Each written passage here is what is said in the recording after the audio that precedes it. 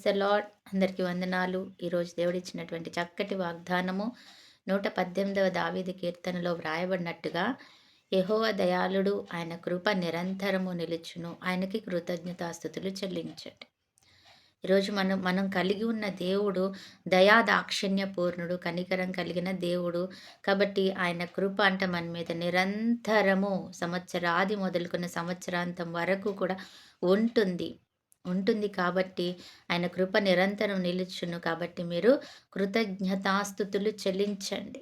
మీరు ఏది చేసినా చెయ్యకపోయినా కృతజ్ఞతలు చెల్లించండి. ఆయనకు మీరు స్తుతులు చెల్లించండి. ఆయనని మీరు ఘనపరచండి. నన్ను ఘనపరచు వారిని నేను ఘనపరుస్తానన్నారు కదా దేవుడు. ఆయన ఖచ్చితంగా ఒకరోజు నిన్ను నన్ను ఘనపరిచి ఆయన మహిమపరుస్తాడనమాట. కాబట్టి నీ ఆశ భంగము కానేరదు. నీవు నీవు సంతోష సమాధానాలతో ఉంటావు. నీ ఆశ భంగం కానేరదు. నీ కోరిక తప్పకుండా నెరవేర్చబడుతుంది. ఎందుకంటే నువ్వు నమ్మిన దేవుడు గొప్ప దేవుడు.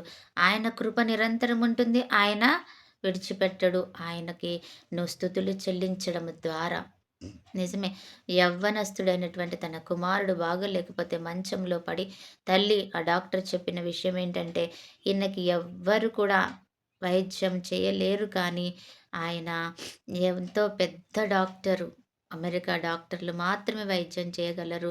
అది మనకి అసాధ్యము కాబట్టి మేమేమి చేయలేము ఇంటికి తీసుకెళ్ళినామన్నప్పుడు, ఆ తల్లి అక్కడ పడుకొని ప్రతిరోజు ప్రార్థన చేస్తూ స్తుతులు చెల్లించేదట. అయ్యా! నాకు అసాధ్యం మరి ఆ డాక్టర్‌ని తీసుకొని రావడం కానీ, నీకు అసాధ్యము కాదు అని. నీకు అసాధ్యం కాదు. నిజమే. నేను సామాన్యురాలిని కానీ నువ్వు సామాన్యుడివి కాదు. నువ్వు ఆశ్చర్యకరుడివి అని అన్నప్పుడు, అనుకోని రీతిగా ఆమెకి ఆ డాక్టర్లు ఆమెకు దగ్గరగా రావడము, ఆ ఆపరేషన్ చేయడము జరిగిందంట.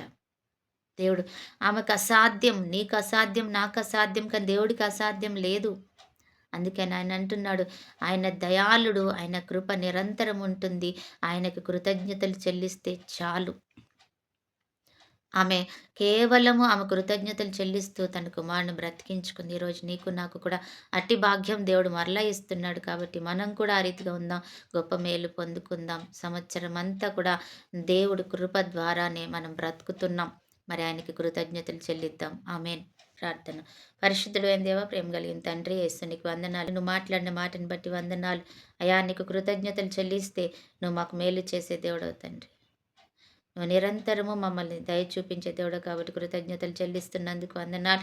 ఆ చెల్లించుట ద్వారా మాకు మేలు చేయబోతున్నందుకు కూడా వందనాలు. బర్త్‌డే, మ్యారేజ్ డే జరుపుకుంటున్న ప్రతి బిడ్డను కూడా దీవించి ఆశీర్వదించండి. మరి ఈరోజు మేము నిన్ను స్తుతించుచుండగా మాకు మేలు దయచేయండి. ఆయుష్, ఆరోగ్యం, కృప, కాపుదల, క్షేమం, సమాధానంతో నింపుకోమని యేసు నామములో ప్రార్థిస్తున్నాము తండ్రి. ఆమేన్.